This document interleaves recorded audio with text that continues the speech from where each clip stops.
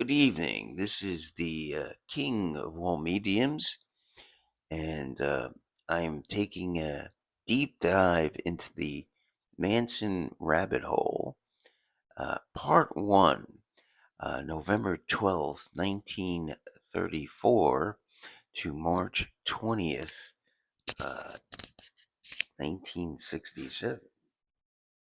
So, Charles Manson was born on November 12th, 1934. At first, he was named No Name Maddox because his mother failed to give him a name. His father was a Colonel Walker Henderson Scott. That was his name, Colonel, and he used it to make believe he was a colonel. But the colonel, once finding out about uh, Kathleen Maddox, the mother of Charlie's uh, took off, wanting no part of the baby. So, so Charlie was born in Cincinnati General Hospital, and so his mother, looking for someone to give him some legitimacy, um, met a fellow named William Manson. That's where Charlie got his last name, his stepfather, William Manson. Um, Charlie's mother, by the way, was only 15 years old at the time. She turned 16, I believe, in January of 1935. So quite young. And the mother wasn't the best mother. As you can imagine, she liked to go out and party, and that was a problem. And um, so there was a lot of issues raising young Charlie. The mother would often take the baby out, leave him with relatives or who knows what, and go out and party. One of the early stories Charlie told, but whether it's true or not, I don't know, is that one day uh, Charlie's mother, Kathleen, took young Charlie, maybe he's 4 or 5 years old, to a restaurant, and a childless waitress said, "Oh, what a cute boy." And Charlie's mother, Kathleen, said, "Would you like to have him?" And the waitress said, "Yeah, he's very cute. I don't have a kid." And she said, "Okay, I'll have him for you can have him for a pitcher of beer." And Charlie was sold for a pitcher of beer. So that's a problem, a young child's psyche. Mother not wanting him, kind of putting a crimp in her style, and so eventually the her Kathleen Maddox's brother Luther uh, somehow found the baby Charlie, and it was he's probably like 4 or 5 years old, and took him back to Kathleen. So. Uh, so another pivotal event in young Charlie's early life was the fact that his mother and her brother, his uncle Luther, committed a strong arm robbery on a fellow. Uh, they went out with a friend, and they picked up this guy. So it was the mother, Luther, the friend, and this guy. They thought he had money, so they were driving, and they pulled over, and the Uncle Luther stuck a ketchup bottle into his back and said, "Give me your money." And when the guy didn't want to give him the money, he said, "That's just a ketchup bottle." He smashed him over the head with the ketchup bottle, full of, I think it was salt or whatever. And eventually they were caught for this act, and Charlie's mother was given a 5-year sentence, and the The uncle is given a 10-year sentence in a pretty nasty prison in West Virginia. So Charlie then lived with his aunt, his mother's sister, who was a strict Bible Belt person, and one day while the aunt and her uncle were out, and he was playing with his little cousin, he, he apparently picked up a sickle and started threatening the girl with the sickle, whatever a sickle is. I'm not sure the use of a sickle. I've never had a sickle, so but and the little girl locked herself in a room until the parents came and finally stopped little Charlie for threatening her with the sickle. So, according to Jeff Gwynn, Charlie had a lot of love, but he was just a rotten kid. He's just a rotten kid. Um, Another story that happened was during Christmas. Charlie didn't get any presents, so he went to several houses and he stole the presents from the kids of those houses and he burned them. So Charlie was starting to show some signs of being a troublesome young man. Um, Eventually, the mother just couldn't handle Charlie. He was just too difficult. So basically, she put him up as a ward for the state, and he started going through a series of reform schools. Um, and he would escape the reform schools, steal, get captured, sent to another reform school. One of the most famous reform schools he was sent to was Boys Town, which was the subject of a movie with Mickey Rooney. Uh, Mickey Rooney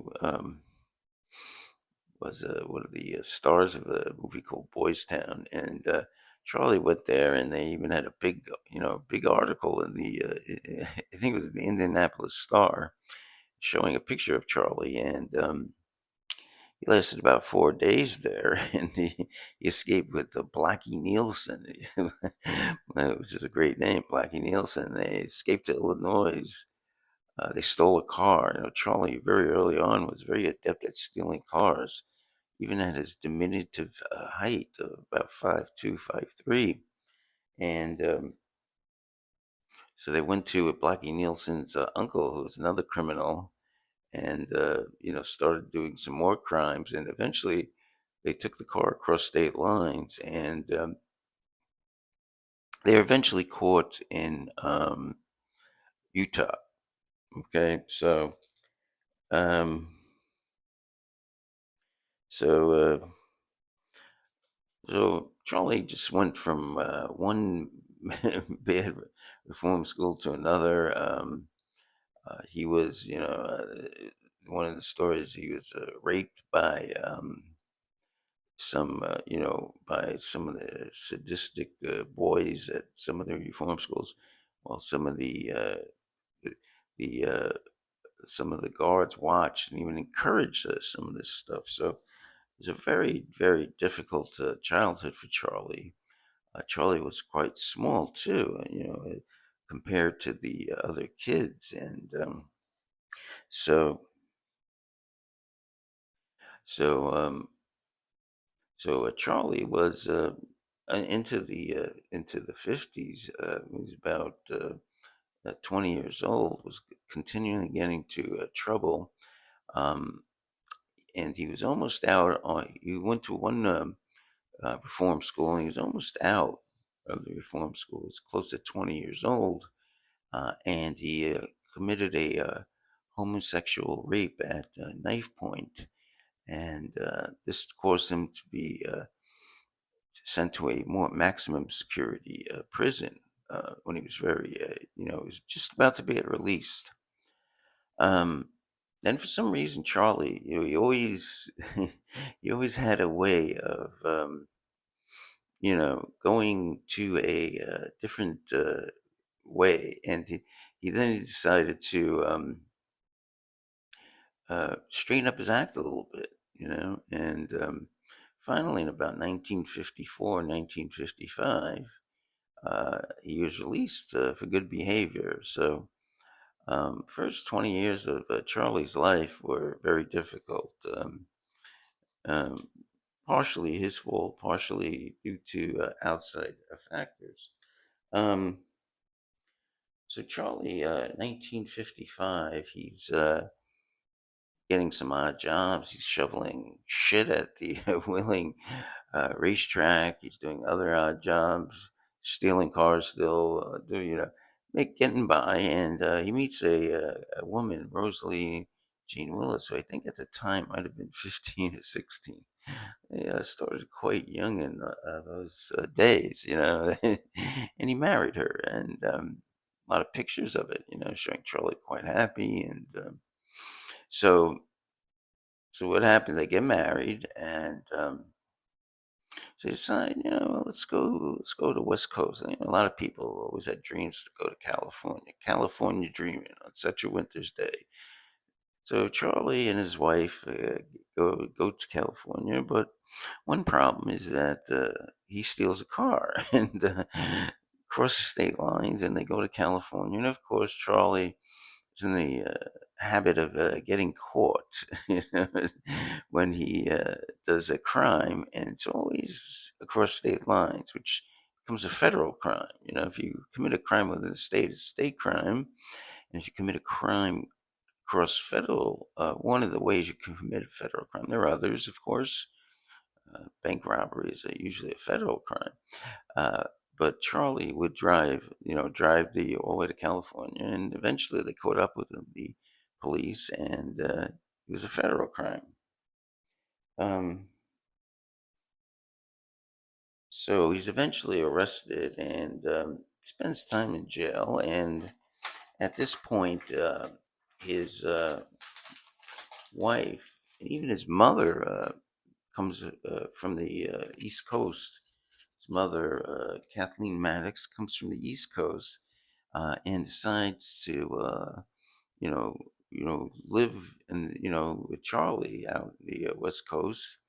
And his wife at first, and they have a kid. They have a baby. The baby is Charles Mills Manson Jr. Okay, he's born sometime in 1955.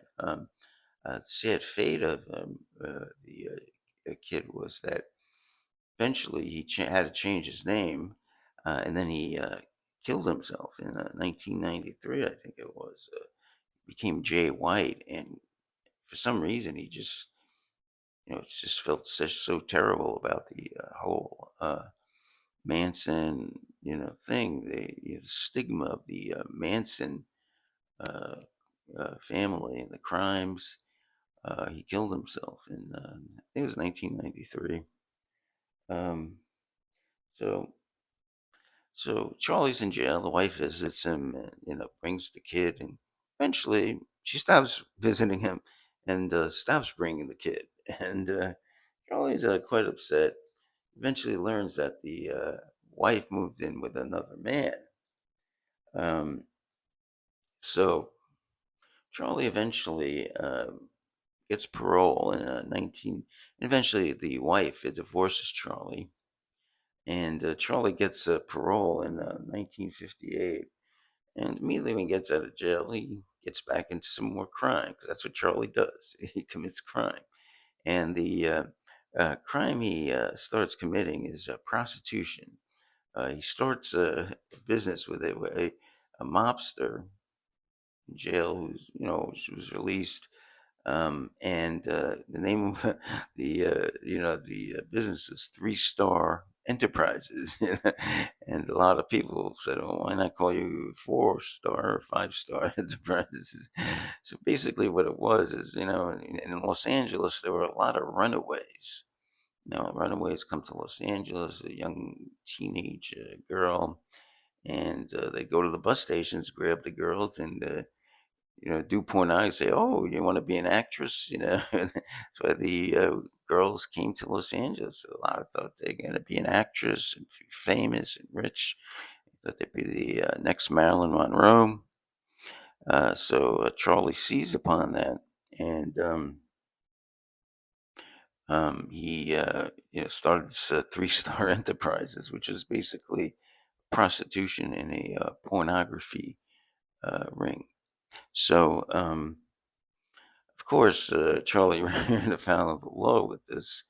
Um, what happened was Charlie started taking girls across state lines um, for immoral purposes, which prostitution, which uh, which is called the Mann Act. You can't do that. You cannot take women across state lines.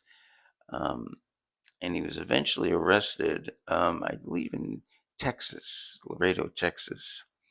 Um, so he was brought back to California in about 1958 or 59, and he was given a 10-year suspended sentence. So as long as he stayed clean, didn't do anything, the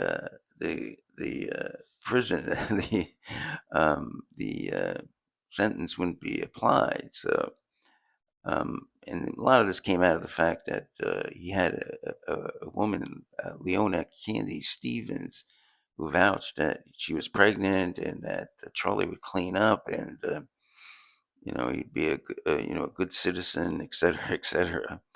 She wasn't actually pregnant at the time, but she eventually did, and she came with Charlie's second child, which is Charles Luther Manson. Okay, now no one knows what happened with Charles Luther Manson. It's funny, a lot of people into the Manson genre, and not much is known whatever happened to. He was born around 1958. No one knows whether he's still alive. I don't know of any people that did research on the son of Charlie Manson, second son of Charlie Manson,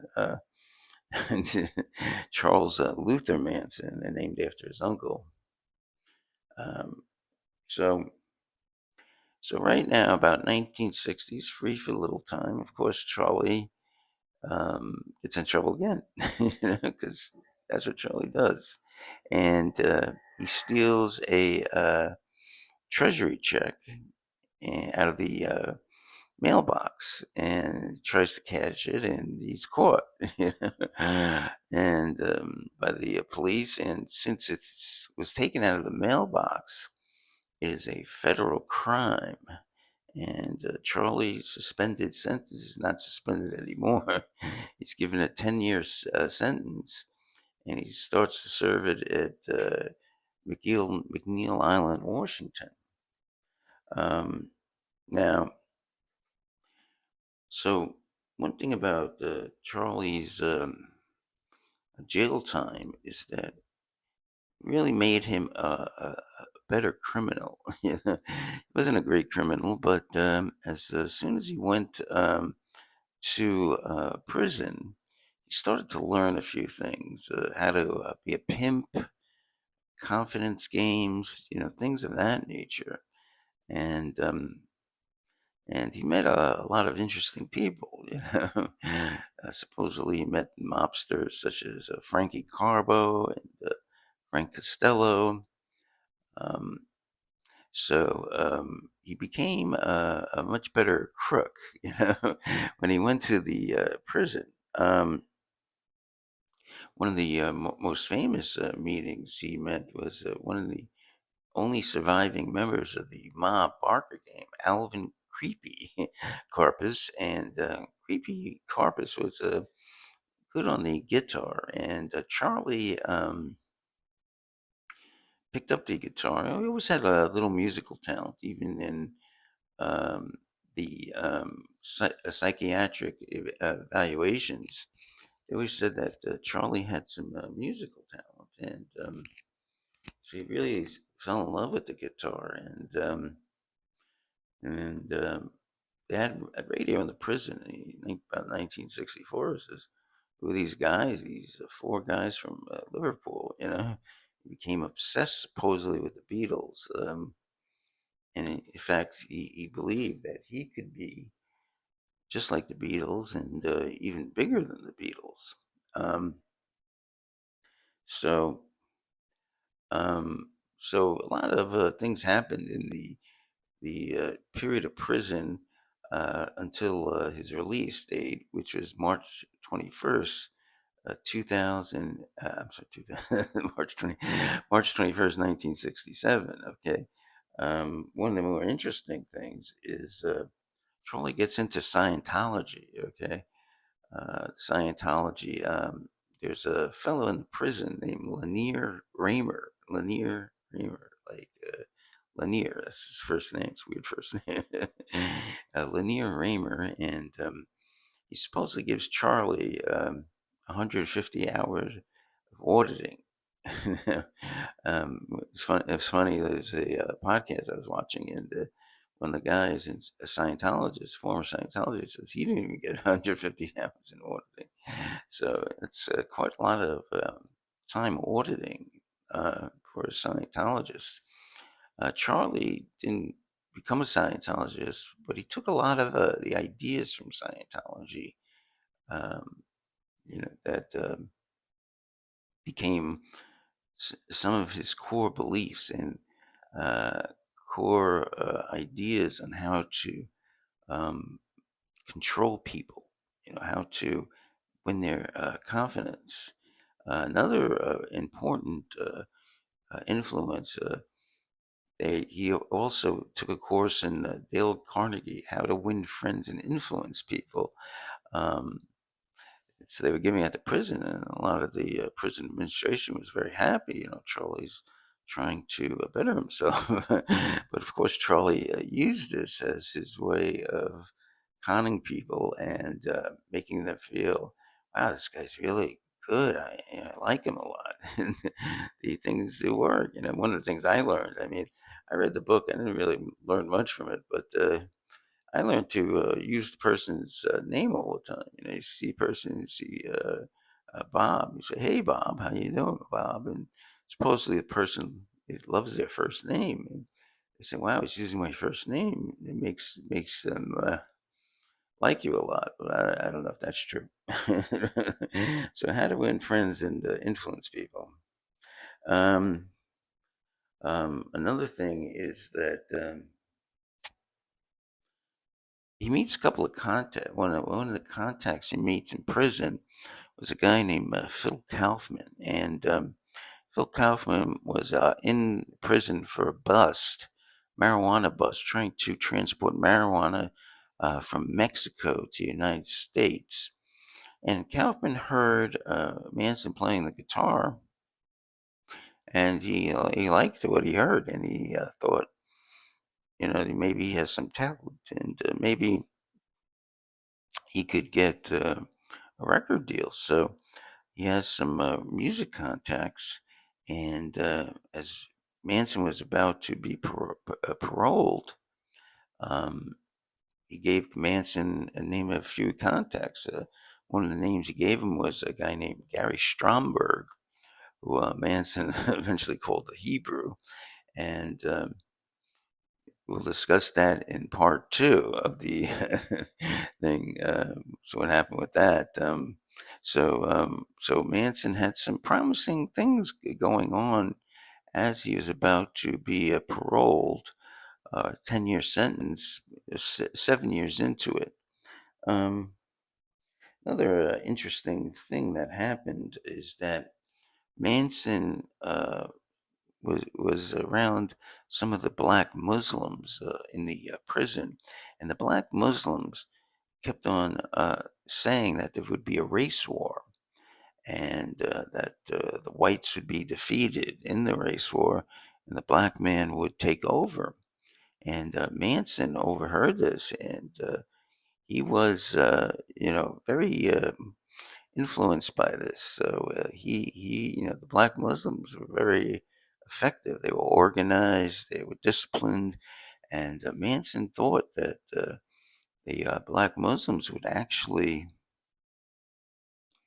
or in the whole black race, would rise up against the white man based on hearing them lecture, and so. So as time went on, a lot of things influenced Manson as he went through the prison.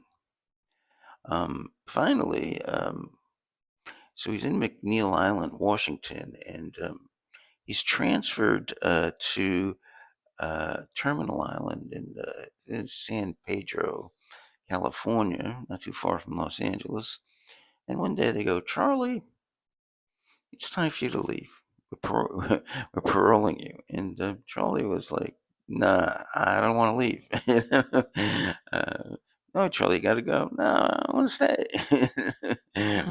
So finally, on March 20th, 1st, 1967, um, they gave Manson $35 and they sent him on his way. And that's where part one ends. Okay. And the part two is the most interesting part. How did this two-bit con man hustler um, become so influential and able to um, convince people to kill for him? It's one of the more fascinating things, stories. And as I was thinking the other day, how at the same time, Sharon Tate was born January 24th, 1943. Um, how she, at the same time, how these two protagonists would eventually meet up. Fate would. Have them meet up and well, not they wouldn't meet actually physically, but Manson's followers would meet up and kill her, and it's a very sad story. Okay, well that takes care of this part one, Manson's early life, November 12th, 1934 to March 20th, 1967. This is the king of all mediums. I'd like to thank you and have a good evening.